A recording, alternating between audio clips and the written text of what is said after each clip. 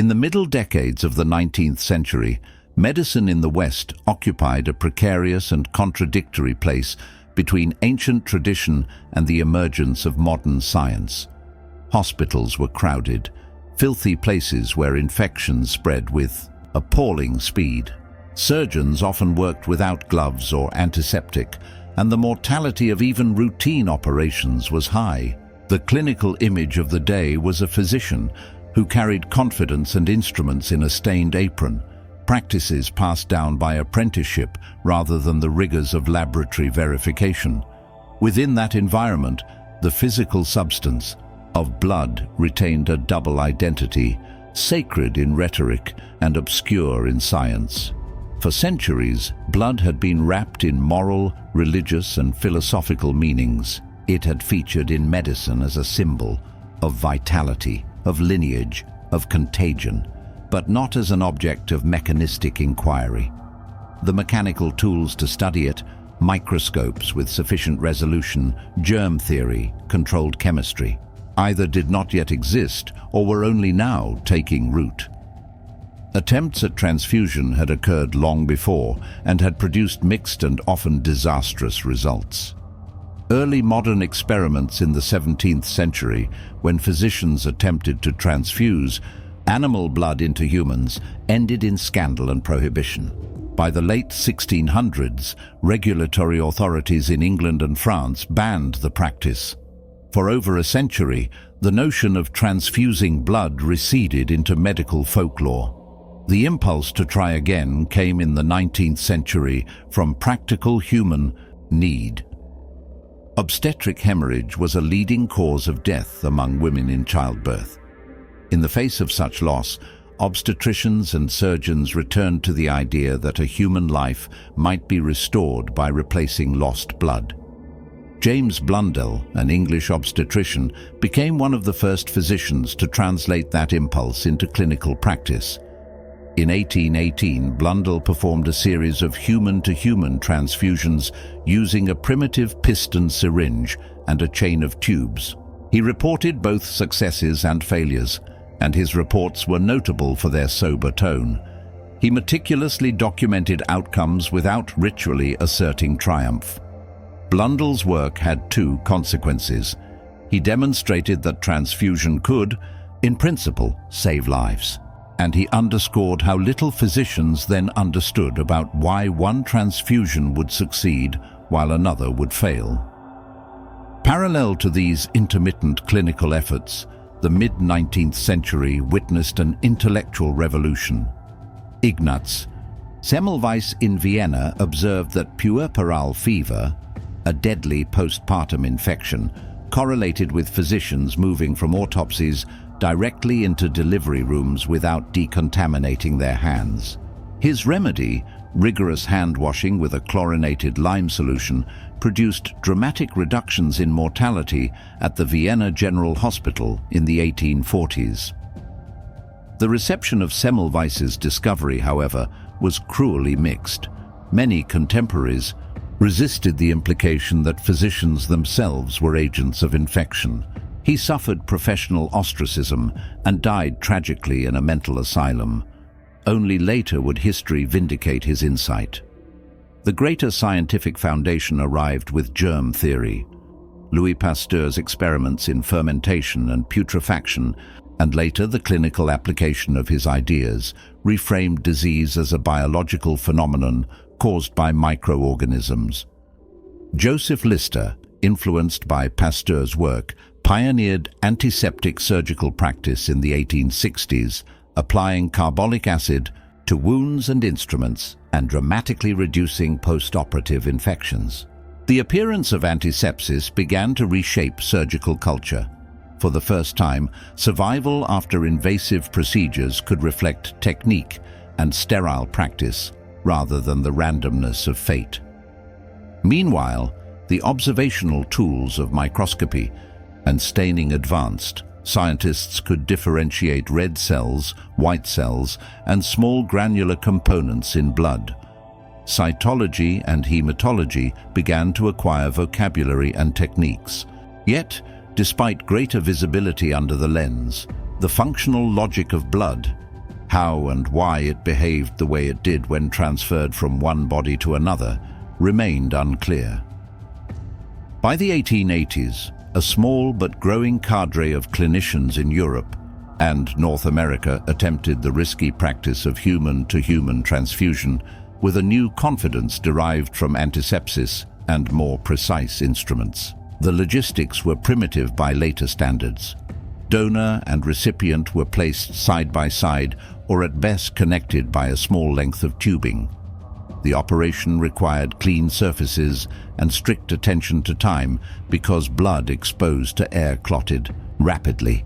Cases were hand-recorded and survival remained far from assured. Individual stories in hospital registers, the connective tissue of medical progress, sustain a clear pattern of incrementalism. Each marginal improvement in technique yielded more survivors, and each setback prompted new experiments.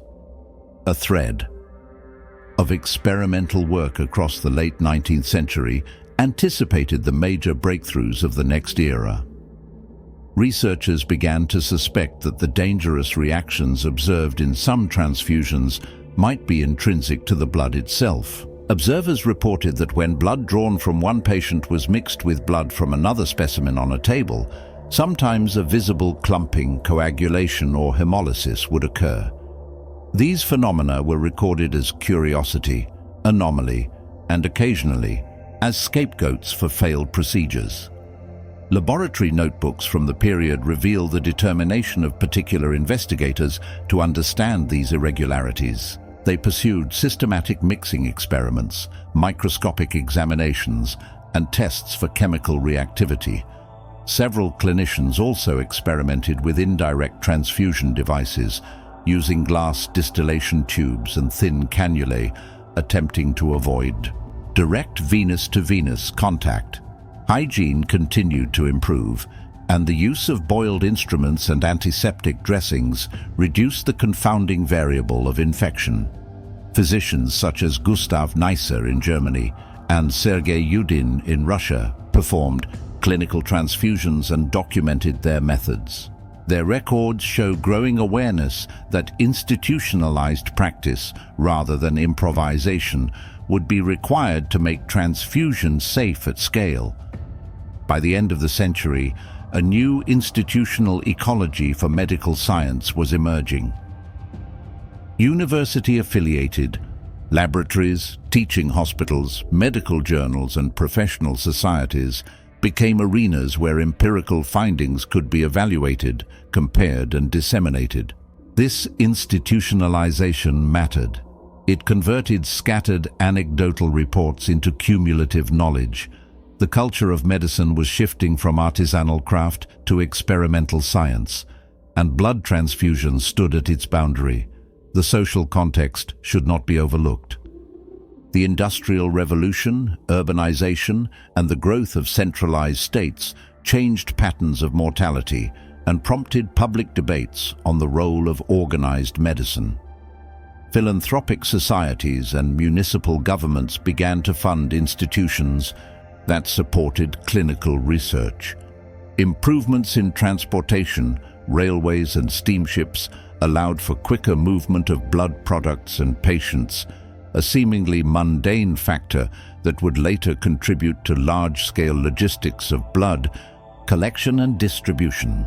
Scientific curiosity and practical necessity converged. Hematology would not be decoupled from the broader currents of 19th century science. Chemical analyses of blood plasma hinted at varying protein concentrations. Early serological methods suggested that some bodily fluids carried specific reactive properties. The lay public, reading accounts of miraculous saves, began to expect that medicine could fix the formerly unfixable. Newspapers reported on procedures with a tone oscillating between astonishment and skepticism. Clergy, too, weighed in, some supporting the moral imperative to save life by any means, others cautioning against what they saw as transgressions of natural order. Yet the trend was unmistakable. Clinicians and scientists were converging on an understanding that blood was not a single thing, but a complex biological system with components, reactions, and, crucially, incompatibilities. The final paragraph of a century that had begun with superstition and trial ends with an instructive irony. The technology to see blood had advanced, and the knowledge that infection could be controlled had taken root. But the single most decisive insight about blood's compatibility, the discovery that would transform transfusion into a systematizable, predictable practice, remained a matter for the next generation. The laboratories and clinical corridors of Europe and North America that would produce Karl Landsteiner and others' work were ready, intellectually and materially. The stage was set for the discovery that the dangerous mystery of transfusion was not a moral or mystical failing, nor a matter of divine caprice, but a biological reality that could be measured, categorized, and ultimately managed. At the dawn of the 20th century, medicine entered an era of unprecedented precision. Laboratories filled with the hum of centrifuges, the glint of glass pipettes, and the smell of ether and disinfectant. For the first time, the microscope became not merely a tool of curiosity, but an instrument of truth. Pathologists in Vienna, Berlin, Paris, and New York were beginning to map the invisible world inside the human body with mathematical accuracy. Among them was a quiet Austrian physician named Karl Landsteiner, whose curiosity about the chemistry of blood would forever change the course of medicine. In 1901, while working at the University of Vienna's Institute of Pathology, Landsteiner began studying the peculiar tendency of some blood samples to clump or agglutinate when mixed with others. The phenomenon had been observed before, but no one had systematically investigated it. Landsteiner meticulously catalogued his results, drawing blood from volunteers and observing under the microscope how the red cells reacted. He found that certain combinations produced smooth, homogeneous mixtures, while others coagulated almost instantly. Through hundreds of experiments, he realized that there were specific patterns, what he later called groups. He named them A, B, and C, later relabeled A, B, and O. This discovery was more than chemical trivia. It explained why transfusions often ended in death. When incompatible blood entered the body, the immune system saw it as foreign and attacked it, causing red cells to burst and the patient to collapse into shock. Landsteiner's insight revealed for the first time that compatibility was not luck, but biology. In 1909, his work was recognized as the foundation of modern immunohematology, and in 1930 he would receive the Nobel Prize for it. Even before official recognition, Landsteiner's discovery spread rapidly among experimental physicians. In 1907, Reuben Ottenberg, a young doctor at Mount Sinai Hospital in New York, performed the first transfusion guided by blood typing. His patient survived, marking the first predictable success in transfusion history. That same year, he suggested that every hospital should maintain a registry of typed donors, a concept that would evolve into the modern blood bank. Yet another barrier remained. Blood, once drawn, quickly coagulated. Transfusions still required. The donor and recipient to be physically connected, often through a glass or rubber tube, and any interruption meant the blood would clot. During surgery, physicians struggled to manage both bleeding and infection simultaneously. The challenge of preserving blood outside the body became the next frontier. In 1914, just as the world teetered toward war, two men working independently found a solution. In Belgium, Albert Houstin discovered that adding small amounts of sodium citrate to blood prevented clotting. Around the same time in Argentina, Luis Agote made the same discovery and successfully transfused citrated blood into a patient without harm. Their results, initially published in obscure journals, would soon prove critical on the battlefields of Europe. When World War I broke out that same year, medicine was thrust into chaos and innovation.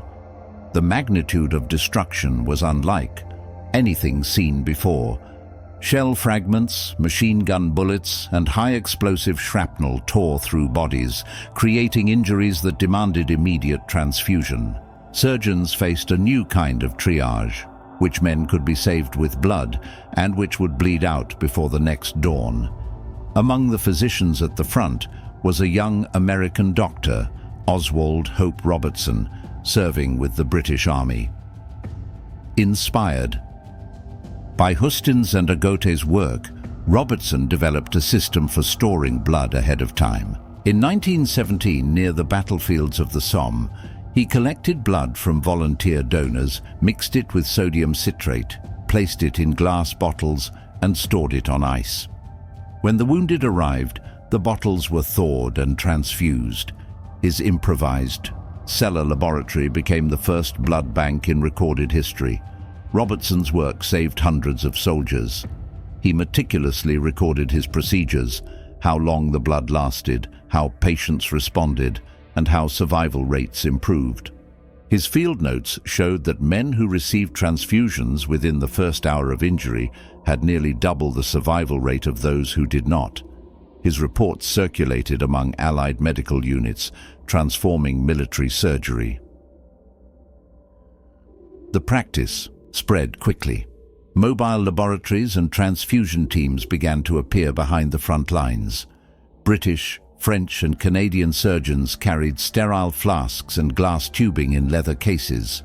The Royal Army Medical Corps published new manuals, instructing field hospitals on how to collect, type and store blood. By 1918, transfusion had become a routine part of battlefield medicine, a tool as essential as the scalpel or morphine syringe. The war also changed the scale of medical logistics. For the first time, organized donor programs emerged. In London, volunteer soldiers and civilians offered to give blood for the wounded. Across the Atlantic, the American Red Cross began formalizing donor registries, preparing to support troops in Europe. The cultural idea of donating blood as an act of patriotism took hold, a moral duty framed not in mystical terms, but in scientific altruism. As the war dragged on, laboratories refined the techniques. Blood was filtered, centrifuged, and sometimes separated into plasma and cells. Plasma, the pale liquid component of blood, could be stored longer and used even when whole blood was unavailable. Though crude by modern standards, this was the beginning of component therapy, the realization that blood was not a single fluid, but a system of interchangeable parts. When the war ended in 1918, medicine was irrevocably changed. Surgeons returned, home with new knowledge and confidence. Hospitals across Europe and North America began to establish permanent transfusion services. The war had produced not only new techniques, but also a new ethos. That saving a life was a logistical, scientific operation, not a miracle. By 1920, major hospitals in New York, Boston, London, and Berlin had established organized transfusion departments. Blood typing was standardized, and cross-matching became routine. Mortality from hemorrhage declined dramatically. In New York, the Mount Sinai team reported that transfusion survival had improved from less than 50% to nearly 90% in compatible cases. But even as physicians celebrated, another mystery was emerging. Some newborns were dying from a severe form of anemia shortly after birth, despite both mother and child being of compatible ABO blood types. Doctors observed that a mother's blood could somehow destroy her baby's red cells, a phenomenon that defied explanation. The solution to that puzzle would come 2 decades later with the discovery of the Rh factor, but at the time, it served as a reminder that even the most revolutionary discoveries often revealed new layers of complexity. Still, the transformation was extraordinary. In just 2 decades, blood had moved from myth to method, from an object of fear to a resource of science. Hospitals now kept typed donor lists. Medical schools taught transfusion techniques as standard curriculum. What had once been a desperate gamble had become a routine act of precision medicine. The image of the physician changed too. No longer the isolated craftsman or heroic surgeon, he became part of a network, a system that included laboratories, donors, and institutions. Blood was now a commodity of organized humanity, drawn from one person, processed by another, and given to a third. It was, in its way, a perfect metaphor for the 20th century, a century that would define itself by its networks, its systems, and its belief that human life could be engineered, preserved, and controlled. The end of the First World War brought more than armistice. It brought a revolution in how human life itself was valued and measured. Medicine emerged from the trenches with new tools, new theories, and a new sense of responsibility. Among its greatest inheritances was the understanding that blood could be collected, stored, and used to save lives, not as a miracle, but as a process. In the 1920s, hospitals in the United States and Europe began formalizing what had been ad hoc wartime improvisations.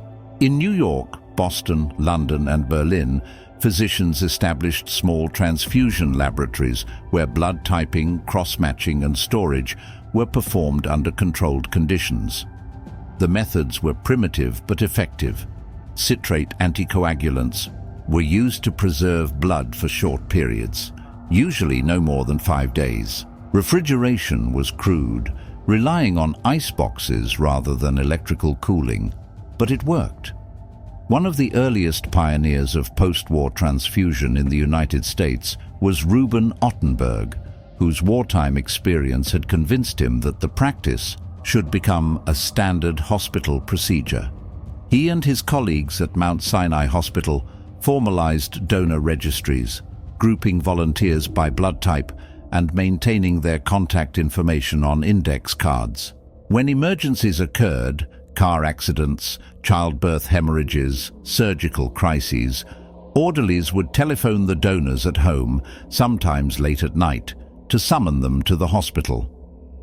Across the Atlantic, in London, physicians Percy Lane Oliver and his wife Ethel Oliver transformed the concept of blood donation from a random act of charity into an organized civic service. In 1921, after reading about a woman who had died because a compatible donor could not be found in time, Percy volunteered to be on call for transfusions.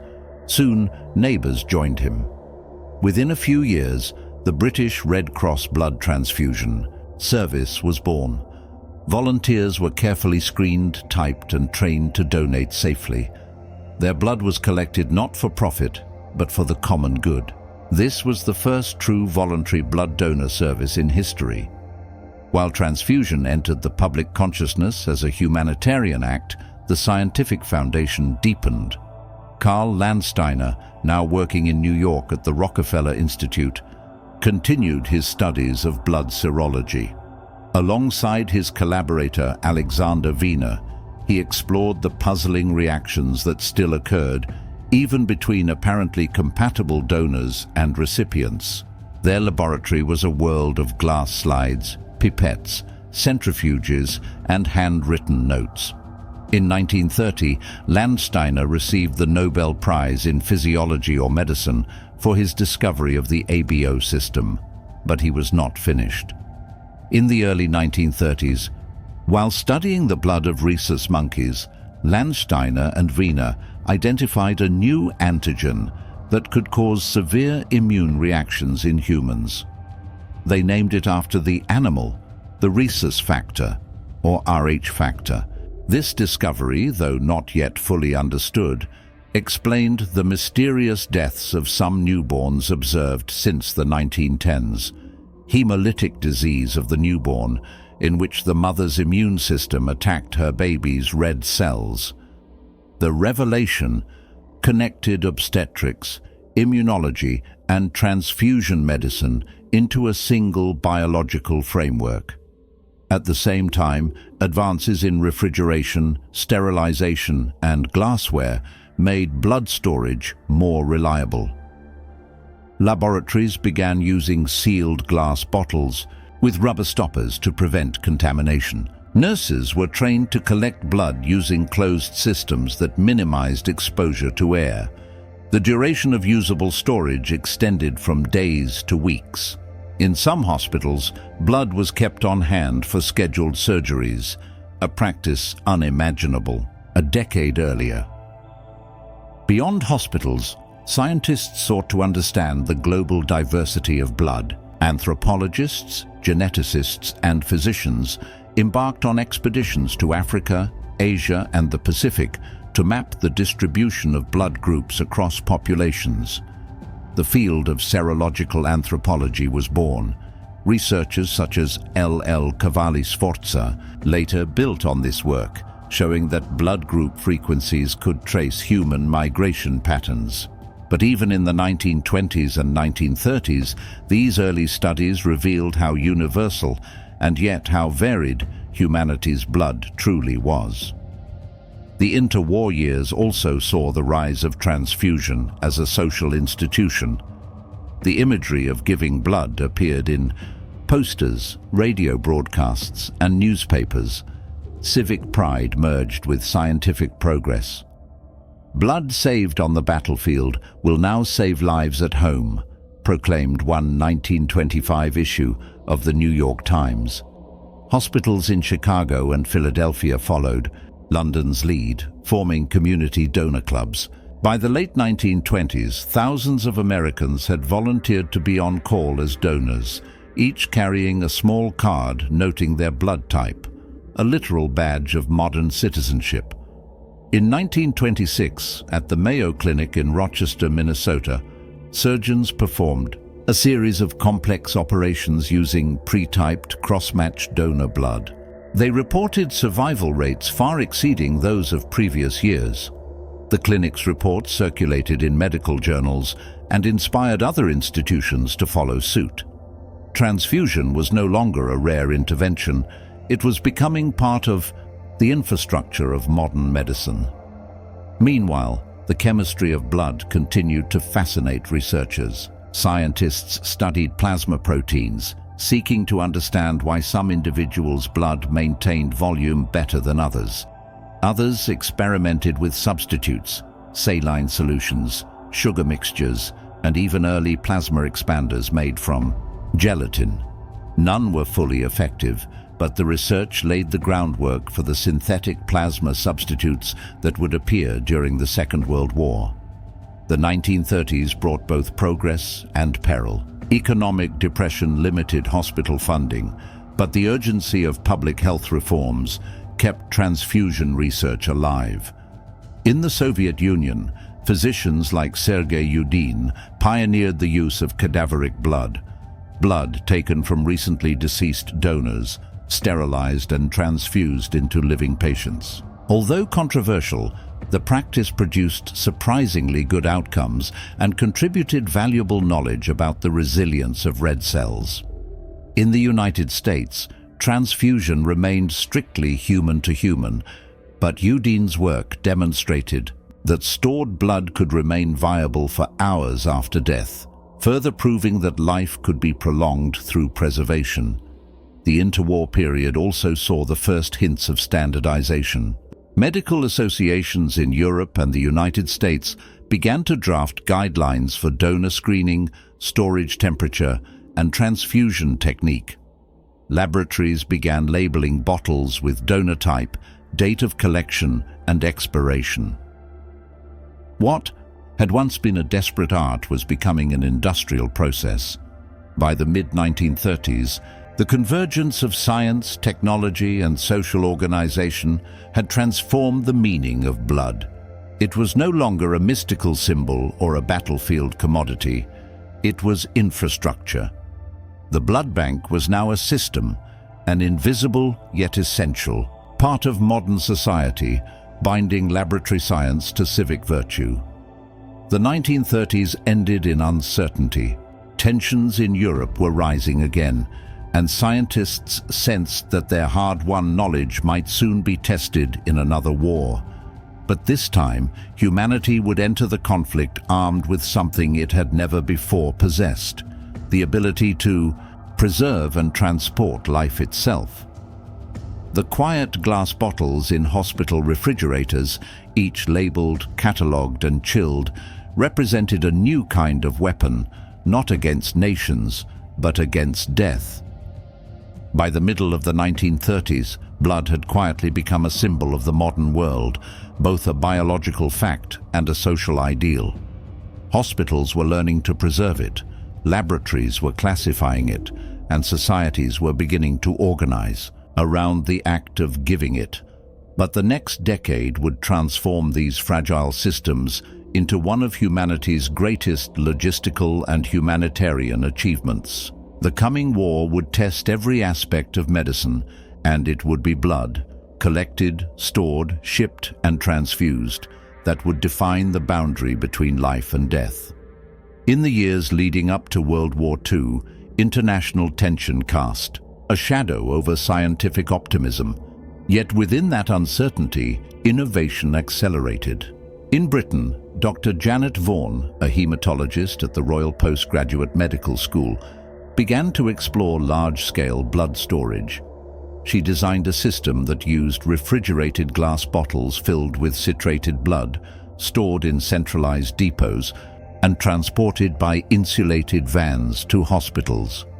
It was the first truly national blood supply system established in preparation for war.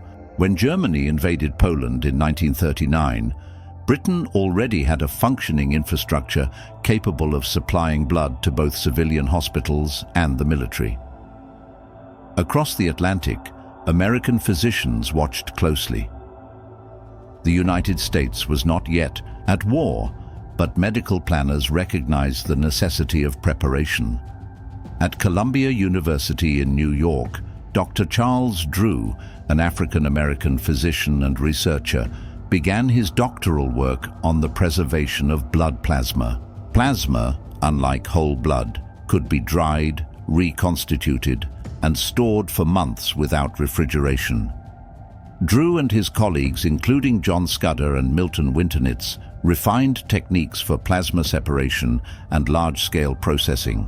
Their work would soon form the backbone of one of the most important humanitarian programs in history, Blood for Britain. When Britain began suffering heavy civilian casualties from German air raids in 1940, the American Red Cross launched the Blood for Britain campaign to ship plasma overseas. Under Drew's technical direction, New York laboratories collected blood from thousands of donors, separated the plasma, sterilized it, and sent it across the Atlantic in sealed tins. Each container carried enough plasma to treat multiple wounded soldiers or bombing victims. Between 1940 and 1941, over 14,000 pints of plasma were shipped from the United States to the United Kingdom. A logistical feat unprecedented in peacetime, medicine plasma transfusion proved to be a life-saving intervention. It did not require blood type matching, and its ability to restore volume made it ideal for treating shock and massive blood loss. Soldiers and civilians who would have died from trauma survived because of plasma's portability and stability. The experience transformed not only emergency medicine, but also the perception of what science could achieve in times of crisis. When the United States entered the war in 1941, Drew's work became the foundation for the American Red Cross National Blood Program. The scale was staggering. Laboratories across the country were converted into plasma collection and processing centers. Millions of volunteers, many of them women, registered as donors. The image of a nurse collecting blood beneath a Red Cross banner became one of the most recognizable symbols of wartime America. The logistics of blood collection were carefully choreographed. Donors arrived at local centers where they were interviewed, typed, and tested for syphilis and other diseases.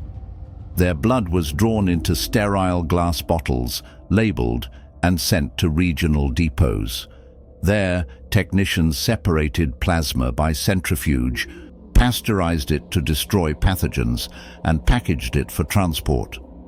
The plasma was then shipped by rail, truck, or plane to military hospitals across the United States and overseas. The organizational success was immense. By 1945, the American Red Cross had collected more than 13 million pints of blood, a figure that dwarfed all previous efforts combined. This was the birth of the modern blood system, standardized, centralized, and industrial in scale. It also represented a radical democratization of medicine.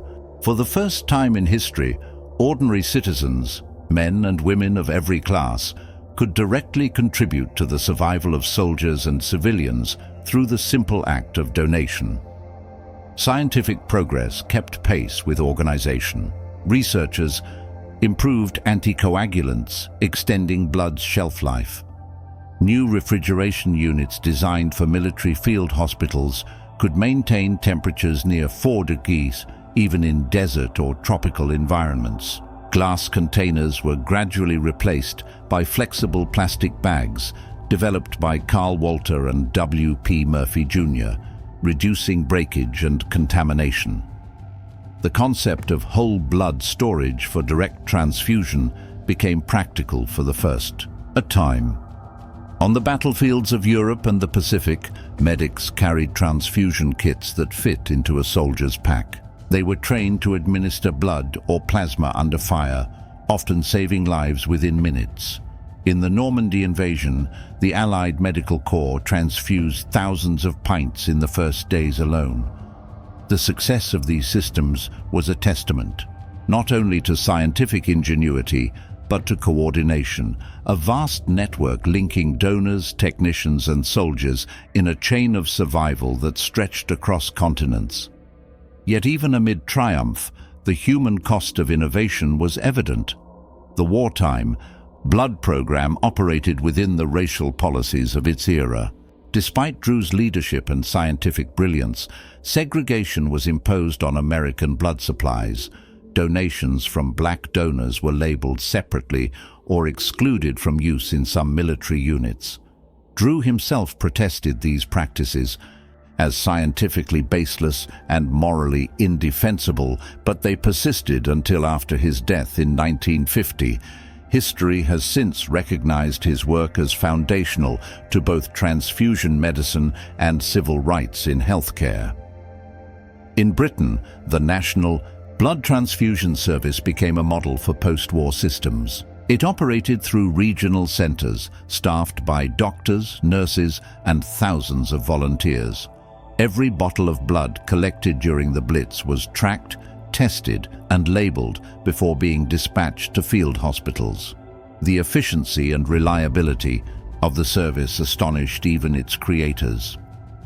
By 1944, Britain had stored enough blood and plasma to support simultaneous military campaigns in Europe, Africa, and Asia.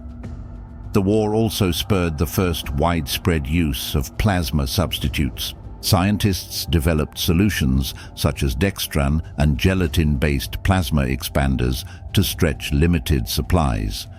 These substitutes could not replace the oxygen-carrying function of red cells, but they helped maintain circulation until real blood became available. The combination of plasma, blood, and substitutes created a layered approach to emergency care that still underpins trauma medicine today. When victory came in 1945, medicine was changed forever. The wartime experience had forced laboratories, logistics, and ethics to evolve at a pace unimaginable in peace. Blood had become both a medical product and a symbol of collective sacrifice. Millions of lives, soldiers, nurses, civilians, had been intertwined through it. The infrastructure built for war would not vanish with peace. It would instead become the foundation for a peacetime miracle, the global blood donation system. From the ashes of battlefields emerged a quiet revolution, the recognition that the same networks that sustained armies could sustain humanity itself. Blood once a symbol of mystery and mortality, had become a shared resource of civilization. When the guns of World War II finally fell silent, the systems that had been built to sustain armies began to reshape civilian life. Among the most profound legacies of the conflict was the global infrastructure of blood collection, storage, and transfusion. In laboratories and hospitals across the world, the glass bottles and refrigerated trucks of wartime medicine became the building blocks of peace. Blood had proven itself not only as a weapon against death in battle, but as an instrument of compassion in the reconstruction of nations. In the immediate post-war years, the challenges were immense. Millions of wounded soldiers, displaced civilians, and survivors of concentration camps required transfusions. Malnutrition, infections, and surgical needs were widespread.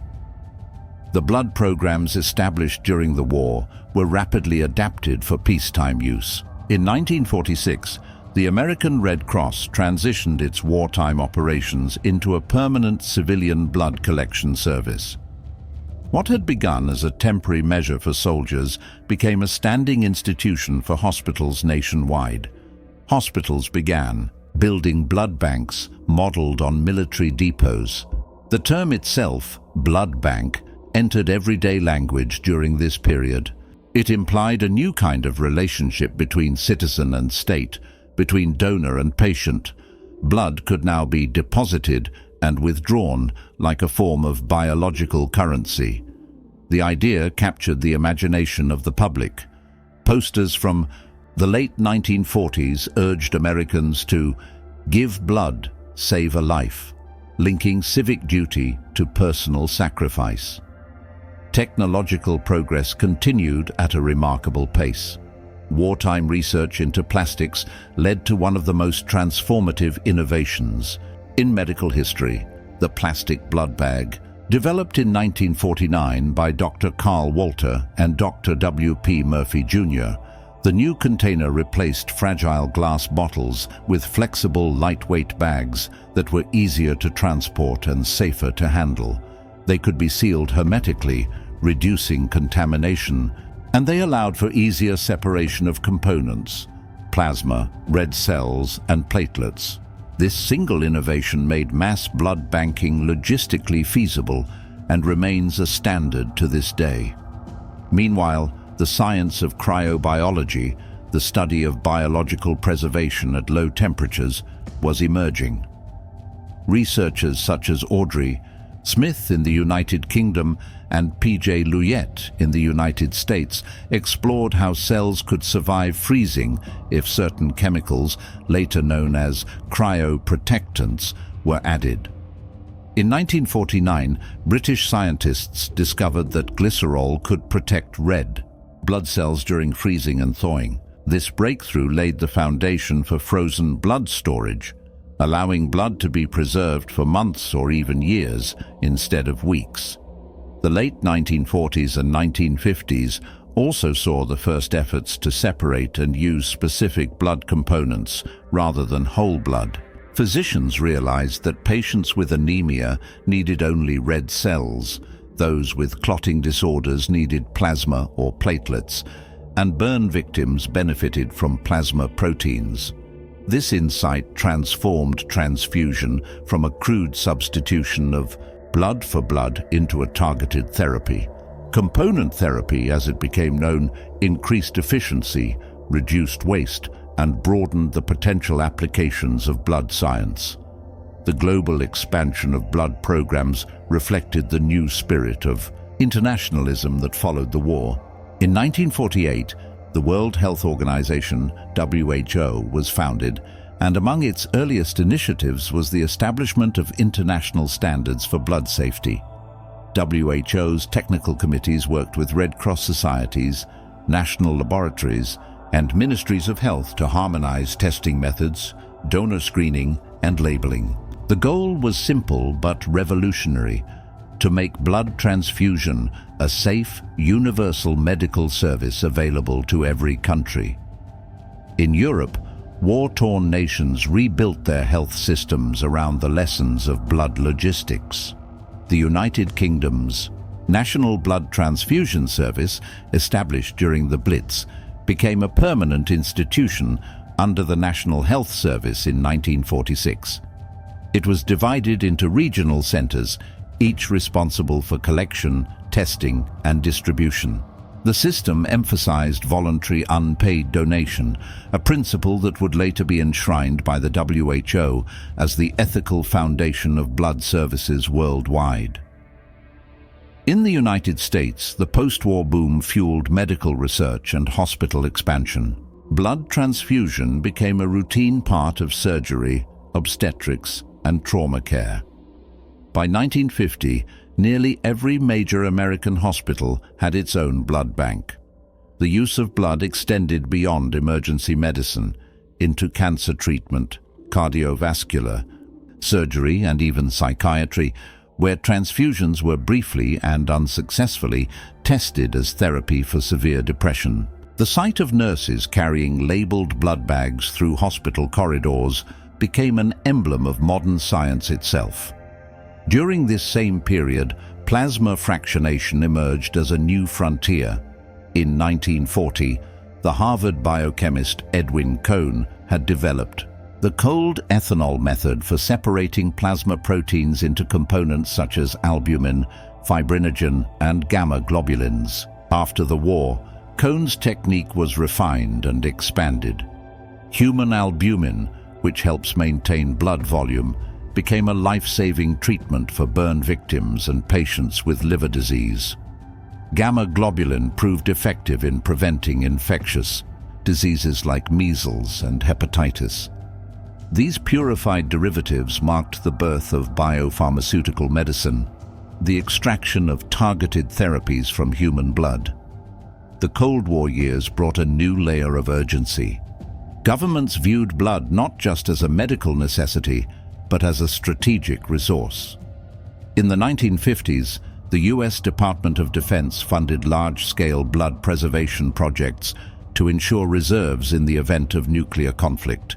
Civil defense manuals instructed hospitals on how to stockpile plasma and how to organize emergency donation drives in the aftermath of an attack. The Civilian Blood Bank Program of 1952 established a national reserve system with refrigerated warehouses capable of storing millions of pints. Amid these developments, ethical questions began to surface. As the scale of blood collection grew, so did concerns about commercialization and exploitation.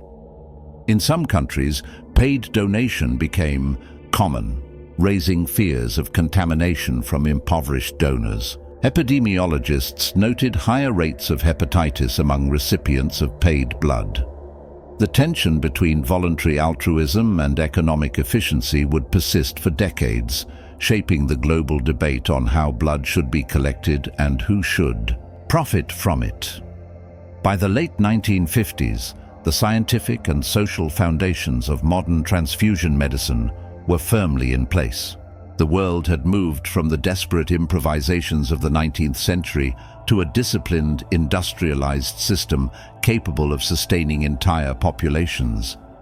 Blood typing was universal, Rh testing was routine, refrigeration and transport were reliable, and donor networks spanned continents. In 1959, the first International Blood Conference convened in Geneva under the auspices of the WHO and the International Red Cross. Delegates from more than 40 nations attended. They presented data on storage life, plasma protein yields, and donor retention rates. But beneath the statistics lay something more profound, a shared recognition that blood, once the symbol of war, sacrifice and suffering, had become the connective tissue of global humanity. By 1960, transfusion medicine had entered its modern era. Blood was no longer mysterious. It was measurable, classifiable, and, above all, manageable.